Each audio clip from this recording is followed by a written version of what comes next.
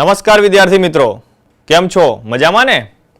જ્ઞાન સેતુ અંતર્ગત પુનરાવર્તનના એપિસોડમાં આપ સર્વેનું હાર્દિક સ્વાગત છે. મિત્રો, ગયા વર્ષે ધોરણ 6માં આપણે હોમ લર્નિંગ દ્વારા ઘરે બેઠા અભ્યાસ કર્યો છે. તેમાં આપણે ભૂમિતિના કેટલાક પાયાના ખ્યાલો જેવા કે બિંદુ, રેખા, રેખાખંડ, કિરણ વગેરે વિશે સમજૂતી મેળવી છે. એ ઉપરાંત કેટલાક આપણે ભૂમિતિના પાયાના આકારો તેની પણ આપણે વાત કરેલી છે અને એ વિશેની ઘણી બધી પ્રવૃત્તિ પણ આપણે જોઈ ગયા છીએ. તો ચાલો આપણે એ બધાનું આજે પુનરાવર્તન કરી લઈએ.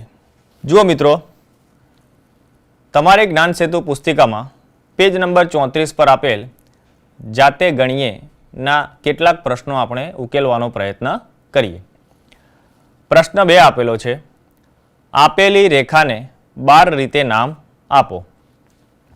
મિત્રો, અહીં આપણે જોઈ શકો છો કે અહીં એક રેખા આપેલી છે, તેની ઉપર 4 બિંદુઓ આપેલા છે, બિંદુ P, Q, R અને S. આપણે સૌ જાણીએ છીએ કે રેખા નિર્ધારિત કરવા માટે ઓછામાં ઓછા 2 બિંદુઓ જરૂરી છે. તો ચાલો આ રેખાને આપણે નામ આપીએ. P થી આપણે શરૂઆત કરીએ. P અને Q આ 2 બિંદુનો ઉપયોગ કરી આપણે રેખાને નામ આપી શકીએ છીએ.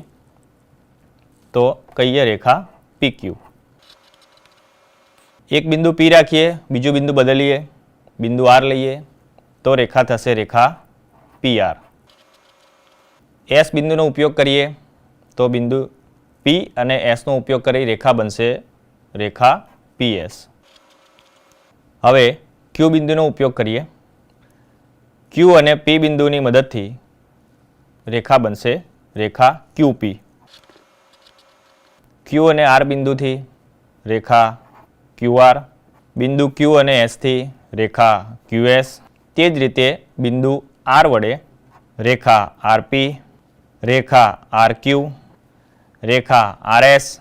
હવે S બિંદુનો ઉપયોગ કરી રેખા SP, રેખા SQ, રેખા SR. તો જોયું ને મિત્રો, રેખા પર આપેલા ચારેય બિંદુઓનો વારાફરતી ઉપયોગ કરી આપણે રેખાને 12 રીતે નામ આપી શકીએ છીએ. ચાલો આગળ વધીએ. એના પછી પ્રશ્ન 3 આપેલો છે.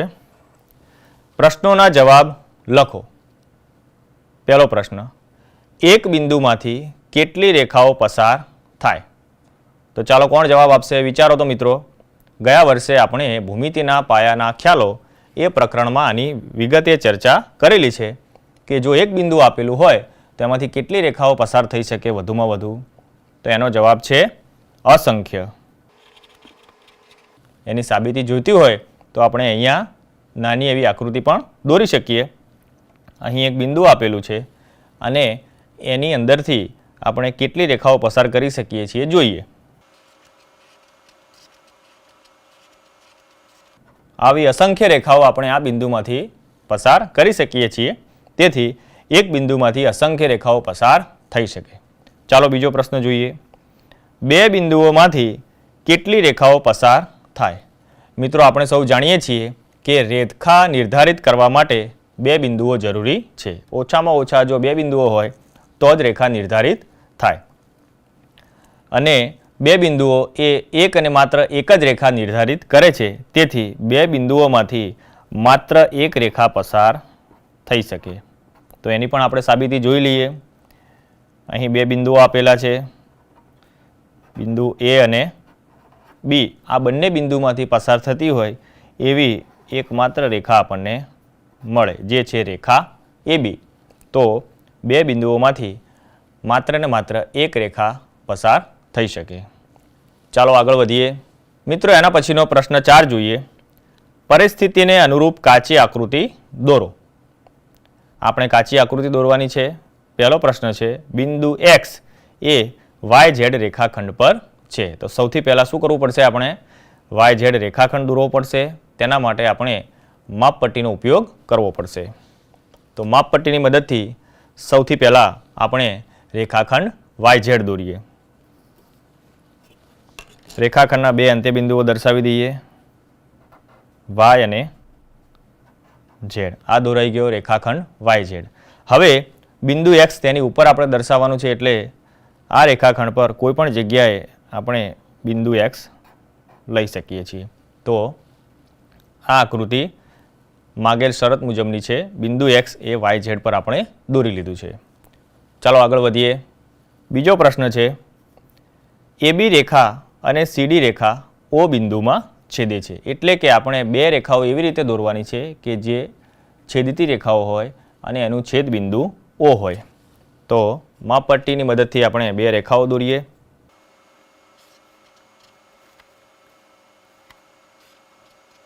બંને રેખાઓ પર બિંદુઓ દર્શાવી દઈએ. બિંદુ A, બિંદુ B, આ થઈ ગઈ AB રેખા. બીજી રેખા પર બિંદુઓ દર્શાવીએ. બિંદુ C, બિંદુ D, આ થઈ ગઈ CD રેખા. બંને રેખાઓ જે બિંદુમાં છેદે છે એ છેદ બિંદુને આપણે O નામ આપીએ. તો માગેલ શરત પ્રમાણે આકૃતિ તૈયાર છે. AB રેખા અને CD રેખા એક બિંદુમાં છેદે છે જે છેદ બિંદુ O છે. ચાલો આગળ વધીએ. ત્રીજો પ્રશ્ન છે, રેખા L પર બિંદુઓ A અને B છે પરંતુ C નથી. રેખા પરના બિંદુ અને રેખાની બહારના બિંદુ વિશે આપણે અગાઉ ચર્ચા કરી ગયા છીએ. તો સૌથી પહેલાં આપણે રેખા L દોરીએ. આ રેખા L આપણે દોરી. હવે તેના પર બે બિંદુઓ દર્શાવવાના છે, બિંદુ A અને બિંદુ B. તો અનુકૂળ જગ્યાએ બે બિંદુ લઈશું, બિંદુ A, બિંદુ B. તો L રેખાને હવે આપણે AB રેખા પણ કહી શકીએ છીએ. તો બિંદુઓ A અને B એ રેખા L પર છે. તો રેખા L પર આપણે બંને બિંદુઓ દર્શાવી દીધા છે, પરંતુ C નથી. એટલે બિંદુ C દર્શાવવાનું છે પણ રેખાની ઉપર નહીં, રેખાની બહારના ભાગમાં. તો આપણે ઉપર અથવા તો નીચેના ભાગમાં બિંદુ C દર્શાવી શકીએ છીએ કે જે રેખા L પર ન હોય. તો માગ્યા મુજબ આકૃતિ તૈયાર છે. ચાલો આગળ વધીએ મિત્રો. એના પછી ચોથો પ્રશ્ન આપેલો છે, AB રેખા અને BC રેખા બિંદુ Bમાં મળે છે. તો આ પણ છેદતી રેખાઓની વાત થઈ. બે રેખાઓ આપણે દોરવાની છે, AB રેખા અને BC રેખા, પણ એનું છેદ બિંદુ આપણને આપેલું છે જે બિંદુ B છે. તો સૌથી પહેલાં આપણે બે છેદતી રેખાઓ દોરીએ. છેદ બિંદુ B છે તો સૌથી પહેલાં છેદ બિંદુ B દર્શાવી દઈએ. હવે એક રેખા AB છે તો બીજું બિંદુ અહીંયા દર્શાવીએ. આ થઈ ગઈ આપણી રેખા AB અને બીજી રેખા છે BC. B બિંદુ અહીંયા દર્શાવેલું છે, આ બિંદુ લઈશું C. તો AB રેખા અને BC રેખા એકબીજાને B બિંદુમાં મળે છે. ચાલો આગળ વધીએ મિત્રો. જુઓ મિત્રો, સ્ક્રીન ઉપર આપણે પ્રશ્ન 4 જોઈ શકીએ છીએ. પેજ નંબર 36 પર આપેલ જાતે ગણ્યમાં પ્રશ્ન 4 છે, નીચેના વક્રનું ખુલ્લા અને બંધ વક્રમાં વર્ગીકરણ કરો. મિત્રો, અગાઉના ધોરણમાં આપણે વક્ર કોને કહેવાય, ખુલ્લો વક્ર કોને કહેવાય, બંધ વક્ર કોને કહેવાય એ વિશે શીખી ગયા છીએ. તો અહીં આપણને કુલ 6 આકૃતિઓ આપેલી છે. આ 6 આકૃતિનું નિરીક્ષણ કરો, બરાબર ધ્યાનથી જુઓ મિત્રો. અને આપણે એને વર્ગીકરણ કરવાનું છે કે કયો વક્ર ખુલ્લો વક્ર છે અને કયો વક્ર બંધ છે. ચાલો પહેલી આકૃતિ જોઈએ. આ આકૃતિમાં આપણે જોઈ શકીએ છીએ કે એ ખુલ્લી છે, તેથી તેને આપણે ખુલ્લો વક્ર કહીશું. બીજા નંબરની આકૃતિ જે છે તે 5 રેખાખંડોથી બનેલી બંધ આકૃતિ છે, તે આપણા માટે બંધ વક્ર છે. તેવી જ રીતે ત્રીજી આકૃતિ જુઓ મિત્રો, તે પણ રેખાખંડોથી બનેલી બંધ આકૃતિ છે, તો એ પણ આપણા માટે બંધ વક્ર છે. હવે ચોથી આકૃતિ જોઈએ, તે ખુલ્લો વક્ર છે. પાંચમી આકૃતિ જુઓ, તે બંને બાજુએથી ખુલ્લી દેખાય છે, તો તે ખુલ્લો વક્ર છે. હવે છઠ્ઠી આકૃતિ જુઓ, તે વક્રની આકૃતિ છે પણ બધી બાજુએથી બંધ છે, તેથી એ બંધ વક્ર છે. તો જોયું ને મિત્રો, આ 6 આકૃતિમાં આપણને 3 આકૃતિ બંધ વક્રની મળી અને 3 આકૃતિઓ ખુલ્લા વક્રની મળી. ચાલો હવે આગળ વધીએ. ચાલો મિત્રો, પેજ નંબર 36 પર આપેલ જાતે ગણીએની અંદર પ્રશ્ન 5મો જોઈએ. 5 બાજુઓવાળો બહુકોણ ABCD દોરો. તેની બધી જ બાજુઓ, પાસેની બાજુઓ, શિરોબિંદુઓ અને વિકર્ણો લખો. તો સૌથી પહેલાં મિત્રો આપણે 5 બાજુવાળું બહુકોણ દોરીશું.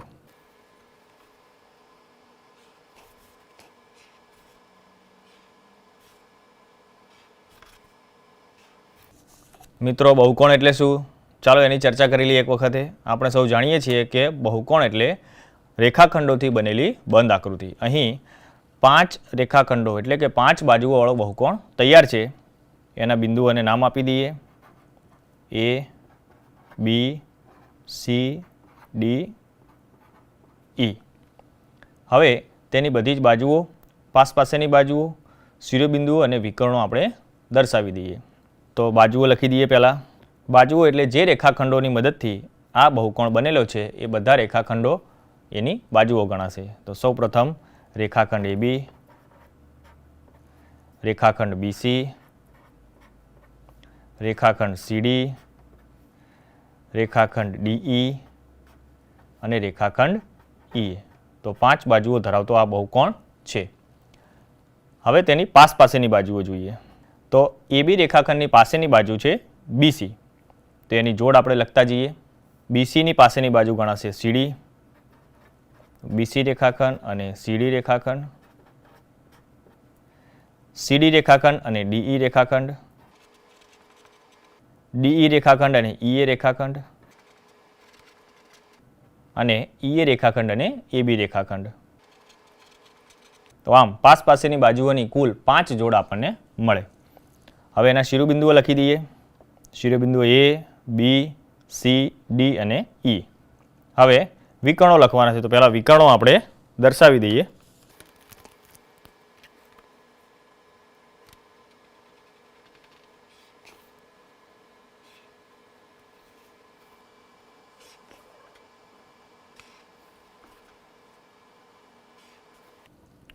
જો મિત્રો આપ જોઈ શકો છો ગુલાબી રંગથી જે રેખાખંડો દોરેલા છે તે આપેલા બહુકોણના વિકર્ણો છે. તો ચાલો વિકર્ણો નોંધીએ.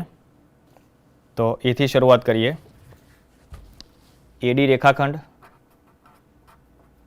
AC રેખાખંડ, BE રેખાખંડ, BD રેખાખંડ અને CE રેખાખંડ. તો 5 બાજુવાળા બહુકોણમાં આપણને વિકર્ણો પણ 5 મળે છે, શિરોબિંદુઓ પણ 5 છે, એની બાજુઓ પણ 5 છે અને પાસેની બાજુઓની કુલ 5 જોડ આપણને મળે છે. ચાલો આગળ વધીએ મિત્રો. તમારી જ્ઞાન સેતુ પુસ્તિકામાં પેજ નંબર 37 પર આપેલ જાતે ગણીએ સ્વાધ્યાયમાં પ્રશ્ન બીજો જોઈએ. આપેલી આકૃતિ પરથી માગેલા બિંદુઓ લખો. મિત્રો બાજુની આકૃતિ ધ્યાનથી જોશો. ત્યાં આગળ એક ઉદ્ભવ બિંદુ ઓમાંથી 3 કિરણો દર્શાવેલા છે અને એના આધારે ખૂણાની રચના થયેલી છે. હવે નીચે આપેલા બિંદુઓ આપણે દર્શાવીએ. પહેલું ખૂણો ROQનું અંદરનું બિંદુ. તો સૌથી પહેલાં ખૂણો ROQ શોધીએ. ખૂણો ROQનું અંદરનું બિંદુ બનશે બિંદુ T. તો સાથે સાથે આપણે નોંધતા જઈએ બિંદુ T. ખૂણો POQનું બહારનું બિંદુ. તો સૌથી પહેલાં ખૂણો POQની બહારનું બિંદુ. તો એ તમે T પણ લખી શકો અને U પણ લખી શકો.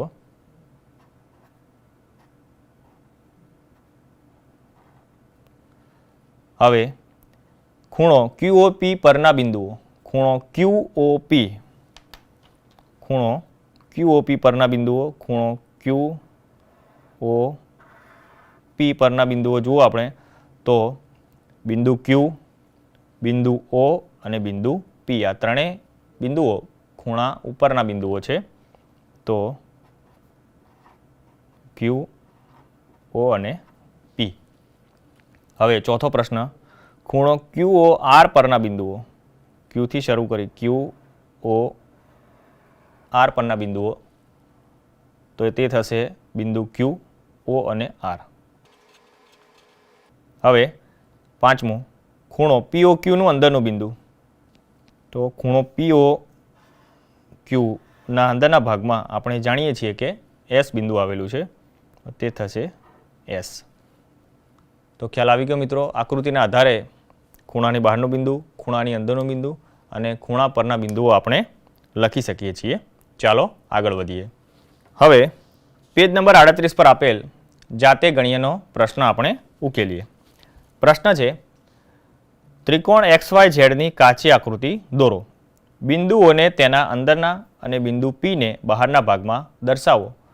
બિંદુ X એ અંદરના ભાગમાં છે કે બહારના ભાગમાં એ આપણે નક્કી કરવાનું છે. તો સૌ પ્રથમ આપણે ત્રિકોણ XYZની કાચી આકૃતિ દોરી દઈએ.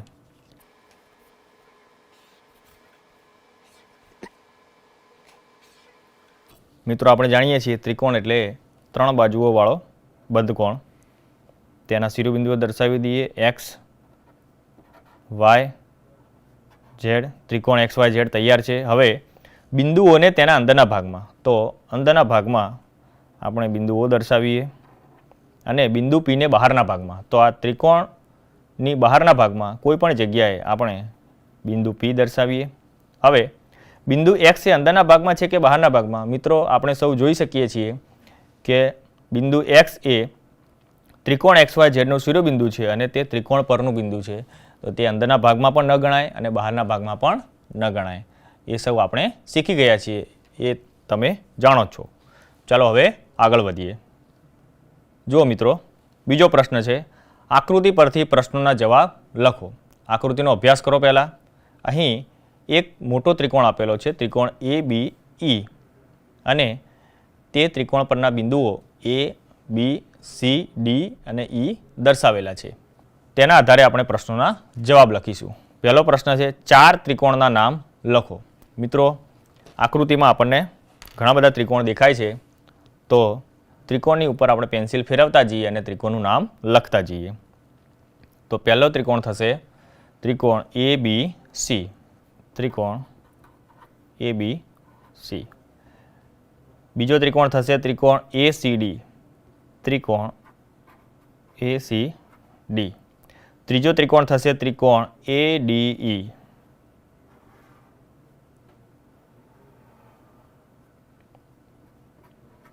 ત્રિકોણ ADE. અને ચોથો ત્રિકોણ છે જે મોટો ત્રિકોણ છે તે છે ત્રિકોણ ABE.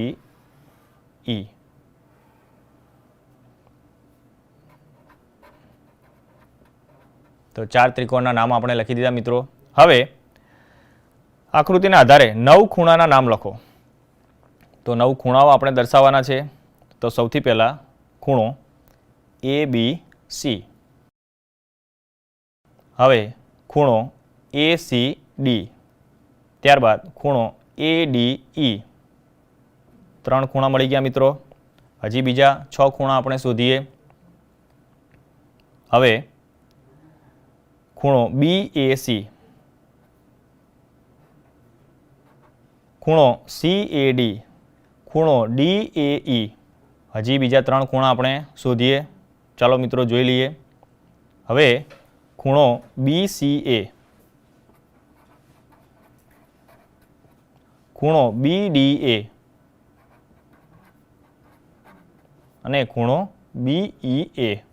મિત્રો તમે જોઈ શકો છો કે આ સિવાય પણ ઘણા બધા ખૂણા આની અંદર રહેલા છે. તે તમે શાંતિથી અભ્યાસ કરી અને બાકીના ખૂણા પણ નોંધવાનો પ્રયત્ન કરજો. ત્રીજો પ્રશ્ન છે 9 રેખાખંડોના નામ લખો. મિત્રો આપણે જાણીએ છીએ કે ત્રિકોણ એ 3 રેખાખંડોથી બનતી બંધ આકૃતિ છે. તો અહીં આપણને જે ત્રિકોણની આકૃતિ આપી છે તેમાંથી આપણે 9 રેખાખંડો લખીએ. AB રેખાખંડ, AC રેખાખંડ, AD રેખાખંડ, AE રેખાખંડ, BC રેખાખંડ, CD રેખાખંડ, DE રેખાખંડ. હવે મોટો ત્રિકોણ લઈએ મિત્રો, BE રેખાખંડ. ત્યારબાદ ત્રિકોણ ABD લઈએ તો એમાં BD રેખાખંડ. તો આપ જોઈ શકશો મિત્રો અહીં આપણે 9 રેખાખંડના નામ લખી દીધા છે જે આપેલી આકૃતિમાં છે. હવે ચોથો પ્રશ્ન બિંદુ B કયા કયા ત્રિકોણમાં સામાન્ય છે? તો ચલો કોણ કહેશે? તમે બરાબર સમજ્યા. તો ત્રિકોણ એબીસી, પછી ત્રિકોણ એબીડી, ત્રિકોણ એબીઈ માં બિંદુ બી સામાન્ય છે. તો ખ્યાલ આવી ગયો ને મિત્રો? આકૃતિના આધારે પણ આપણે પ્રશ્નોના જવાબ હવે લખી શકીએ છીએ. ચાલો આગળ વધીએ. જો મિત્રો, જ્ઞાન સેતુ પુસ્તિકાના પેજ નંબર 39 પર આપેલ જાતે ગણીયમાં પહેલો પ્રશ્ન આપણે ઉકેલીએ. ચતુષ્કોણ WXYZ ની કાચી આકૃતિ દોરો. તેની બાજુઓ, શિરોબિંદુઓ અને વિકર્ણોના નામ લખો. ખૂબ સહેલું છે, તમે જાતે પણ કરી શકશો. તો આપણે પ્રયત્ન કરીએ.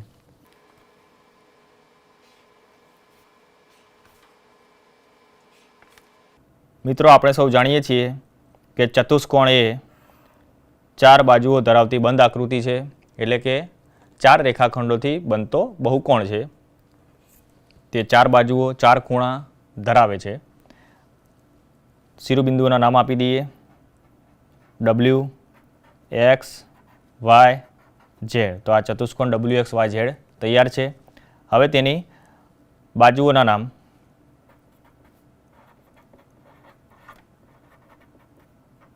તો WX રેખાખંડ, રેખાખંડ XY, રેખાખંડ YZ અને રેખાખંડ ZW.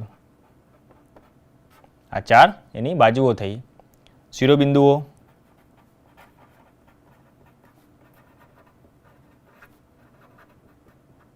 તો બિંદુ W, X, Y અને Z આ 4 એના શિરોબિંદુઓ થશે. ત્યારબાદ તેના વિકર્ણો. તો વિકર્ણો આપણે પહેલાં દર્શાવી દઈએ. સામસામેના શિરોબિંદુઓને જોડતો રેખાખંડ વિકર્ણ બનશે. તો આપેલા ચતુષ્કોણમાં આપણે 2 વિકર્ણો દોરીએ. તો વાદળી રંગથી વિકર્ણો દર્શાવેલ છે અને વિકર્ણોના નામ લખીએ. તો વિકર્ણ WY એટલે કે રેખાખંડ WY અને રેખાખંડ ZX. આ બંને વિકર્ણો થશે. જોઈને મિત્રો, આપણે ભૂમિતિના પાયાના ખ્યાલોના આધારે કેટલી રચનાઓ જોઈ અને તેનું પુનરાવર્તન પણ કર્યું. ચાલો હવે કેટલાક આકારોની વાત કરીએ. જો મિત્રો, પેજ નંબર 43 પર આપેલ જાતે ગણીયમાં આપણે પ્રશ્ન 1 જોઈએ. નીચે આપેલા ખૂણા કોણ માપકથી માપો. તો આપણે સૌ જાણીએ છીએ મિત્રો, કંપાસ પેટીનું આપણું અગત્યનું સાધન છે કોણ માપક. આની મદદથી આપણે આ ખૂણો માપીએ. સૌ પ્રથમ કોણ માપકના બિંદુને એ રીતે ગોઠવો કે તે ખૂણાના ઉદ્ભવ બિંદુ પર આવે. હવે ખૂણાનો નીચેનો ભુજ એ 0 અને 180 અંશમાંથી પસાર થાય તે રીતે ગોઠવો. હવે જમણી બાજુએથી ગણતા 10, 20, 30, 40, 50થી આગળ. તો જુઓ મિત્રો, 50થી કેટલા કાપા દેખાય છે? 3 કાપા, એટલે 51, 52 અને 53. તો આ ખૂણો થશે 53 અંશનો. તો અહીં આપણે લખી દઈએ. ખૂણો 1 છે તેનું અંશ માપ થશે 53 અંશ. તે જ રીતે મિત્રો, બાકીના જે ખૂણાઓ છે તે તમારે કોણ માપકની મદદથી જાતે માપવાના છે અને એનું માપ તમારી નોંધપોથીમાં નોંધવાનું છે. ચાલો આગળ વધીએ. જો મિત્રો, પેજ નંબર 45 પર આપેલ જાતે ગણીયમાં પ્રશ્ન 2 જોઈએ. માગ્યા મુજબ આકૃતિ દોરો. 1. લઘુકોણ ધરાવતો વિષમ બાજુ ત્રિકોણ. જો અહીં ત્રિકોણ ABC છે, તેના ત્રણેય ખૂણાઓ, ખૂણો A, B અને C એ 90 અંશ કરતાં નાનું માપ ધરાવે છે, એટલે કે લઘુકોણ છે. અને ત્રણેય બાજુઓ તમે માપશો તો તેના માપ અલગ અલગ છે, એટલે તે વિષમ બાજુ ત્રિકોણ પણ છે. તો આવી આકૃતિ પણ તમારે મિત્રો ઘરે દોરવાની છે. ચાલો આગળ વધીએ. હવે પેજ નંબર 47 પર આપેલા જોડકા જોઈએ. એક બાજુ ગુણધર્મ આપેલ છે અને તેની સામે ચતુષ્કોણનું નામ આપેલું છે. મિત્રો, ચતુષ્કોણના પ્રકારો વિશે આપણે શીખી ગયા છીએ અને તેના ગુણધર્મને આધારે આજે આપણે જોડકા જોડીએ. તો સમાંતર બાજુની એક જોડ ધરાવે તેવો ચતુષ્કોણ સમલંબ ચતુષ્કોણ છે. સમાંતર બાજુની 2 જોડ ધરાવે તેવો ચતુષ્કોણ સમાંતર બાજુ ચતુષ્કોણ કહેવાય. 4 કાટખૂણો ધરાવતો સમાંતર બાજુ ચતુષ્કોણ એટલે લંબચોરસ ગણાય. 4 સરખી બાજુઓ ધરાવતો સમાંતર બાજુ ચતુષ્કોણ એ સમબાજુ ચતુષ્કોણ કહેવાય. અને 4 કાટખૂણા ધરાવતો સમબાજુ ચતુષ્કોણ એટલે આપણો ચોરસ કહેવાય. તો આ બધા પ્રકારના ચતુષ્કોણના ગુણધર્મો આપણે યાદ કરવાના છે. જોઈને મિત્રો કેટલી મજા આવી. આપણે ભૂમિતિના પાયાના ખ્યાલો પણ તાજા કર્યા અને કેટલાક પાયાના આકારોની પણ સમજ મેળવી. હવે તમારી જ્ઞાન સેતુ પુસ્તિકાની અંદર ઘણા બધા દાખલા આપેલા છે. તો જે બાકીના દાખલા છે તે તમારે જાતે ગણવાના છે. તેમાં જો તમને સમજ ન પડે તો તમે તમારા શિક્ષકને પૂછી શકો છો, તેમને ફોન પણ કરી શકો છો અને તમે તમારા મિત્રની પણ સલાહ લઈ શકો છો. તો બાકીનું કામ તમે જાતે પૂરું કરશો.